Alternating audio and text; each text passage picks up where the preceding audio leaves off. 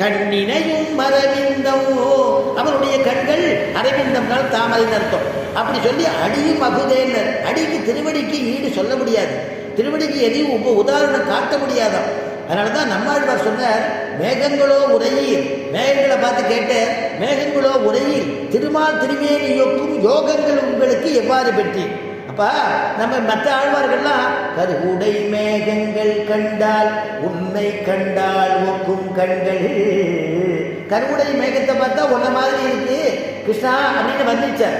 ஏன் நம்ம ஆண்டாள் ஆழிமலை கண்ணா ஒன்றி நீ கைகரவேல் பாசுரத்தில் ஆழிமலை கண்ணா, ஆழிமலைக்கு அண்ணான்னு ஒரு அர்த்தம், பஞ்சனி தேவதையை சொல்றது அர்த்தம், ஆழிமலை கண்ணானே ஒரு அர்த்தம், கண்ணனாகவே. ஏன்னா அவன் அப்பாவுக்கு ஞாபகம் வந்துடுத்து, மேகத்தை பார்த்த உடனே பெருமாள் ஞாபகம் வந்துடுத்து, கிருஷ்ணன் ஞாபகம், பொண்ணுக்கும் ஞாபகம் வந்துடுத்து.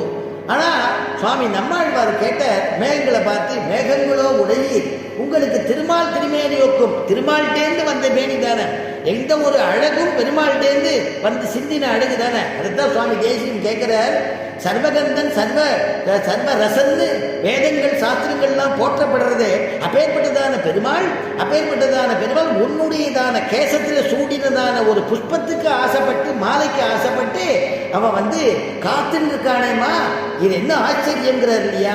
துங்கை ரகித்ரிமகிரம் ஸ்வயமுத்தமாங்கைஹி,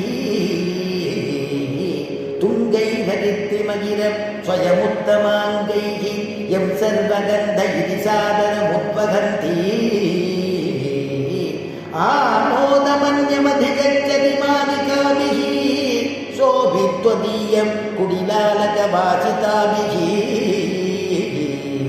அது என்னன்னு சூடி கொடுத்த நாச்சியான்னு பேரு, அந்த திருமாலையை சூட்டிக்கிறானே.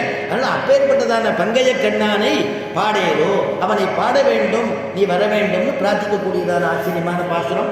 இது வரைக்கும் அடியனுடைய குருநாதர் கல்யாணபுரம் சுவாமி அவருடைய திருவடிவாரத்தில் காலக்ஷேபம் பண்ணுற விஷயத்தை தான் நான் பகிர்ந்துட்டேன்.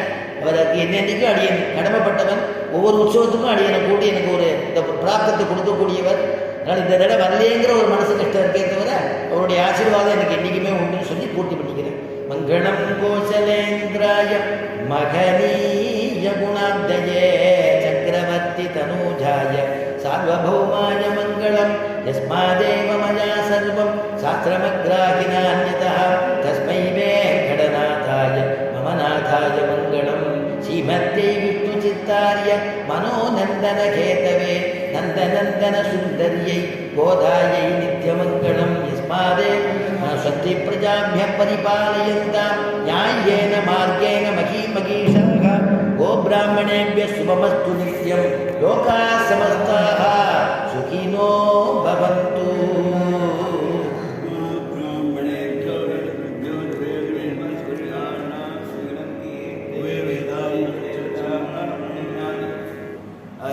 சுவாமி ரொம்ப அற்புதமா அவர் கல்யாணபுரம் ஆதாந்தாச்சார் சுவாமி எப்படி சாதிக்கிறோம் அதே மாதிரி எனக்கு குருநாதர் சாதிச்சது, குருநாதர் சாதிச்சது அப்படின்னு சொல்லி சொல்லி அது எல்லா அர்த்த விஷயங்களையும் நம்ம கண்டுபிடிச்ச ஆதாந்தாச்சார் சுவாமி சொல்லும்போது, ஆண்டவனை சொல்லும்போது அடிய ஆச்சாரியன் சாதித்தார்.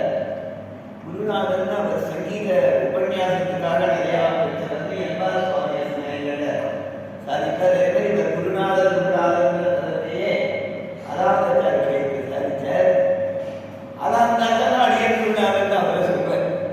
ஒரு பிரசிஷன் மாதிரி மேலேந்து அவருக்கு வந்தது, அவர் சொல்ற ரீதியில இவருக்கு வந்து ரெண்டையும் இவர் சொல்லும் போதே எனக்கு ரெண்டு பேர் ஞாபகம் வரும். அதாந்தாச்சார் ஞாபகம் வந்து ஆண்டவர் ஞாபகம் அடியனுக்கு வரும். அதனால் ரொம்ப அற்புதமா சாதித்தார். சங்கீத உபன்யாசம் இந்த திருப்பாவை சபால ஒரு சங்கீதோபன்யாசம் சேரணுங்கிற ஆசையில எப்பவும் ஆனந்தாச்சார் சுவாமி ஏதாவது ஒரு விஷயம் ஆரம்பத்தில் சொல்லிட்டு இருந்தார். அதுக்கப்புறம் அவர் மற்றவாளுக்கு நிறையா கொடுக்கணுங்கிற எண்ணத்தால மத்திய நடுவில் ஆண்டவன் சாதிக்கிற ஒரு விஷயத்தை எடுத்து ஒவ்வொரு பாசத்துக்கும் ஒவ்வொரு கொடுத்தார். ஆனந்தாச்சார் சுவாமி ஆண்டவன் அத்தனை கேட்டு ஆண்டவன் நினைக்காதனாலே ஒரு பாசனத்துக்கு ஒரு வழியில் அர்த்தம் சொன்னா கூட அது திருக்குறள் நாடகத்துக்கு ஒரு வார்த்தை சொல்றாரு.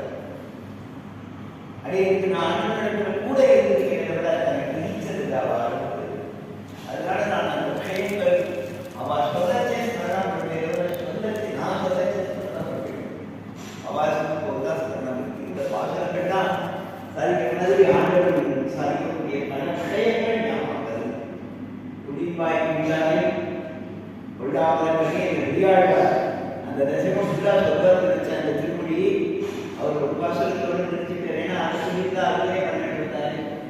அதனால அந்த ஒரு பாசுரத்தை சொல்லி அடுத்தது கிருஷ்ணனை சொல்ல ராவண சொல்லாமே அவர் ஸ்கிப் பண்ணிட்டு இருக்கிறோம் மணியாயிடுச்சு. அதையும் பார்த்து அந்த டைம் மேனேஜ்மெண்ட்டெல்லாம் இருக்க வரேன் அவன் பெரியவா சொல்ற வழியில அவர் முருகாட்சி எடுத்தாப்புல ஒரு மாசமா எனக்கு யோஜனை சொல்லி தேரூர் கிருஷ்ணபுரணி ஸ்ரீலங்கம் போட்டுருக்கான். 8 வருஷம் ஸ்ரீலங்கத்தில் இருந்தோம். அப்போ போயிருக்கோம் யாருமே தெரியலையே. பியத்தீய முரளி சுவாமின்னு சொன்னா உடனே எனக்கு தெரிஞ்சிருக்கும். இப்ப இவரை பார்க்க வேண்டாம். என்னன்னா மாதா பிதா குரு தெய்வம்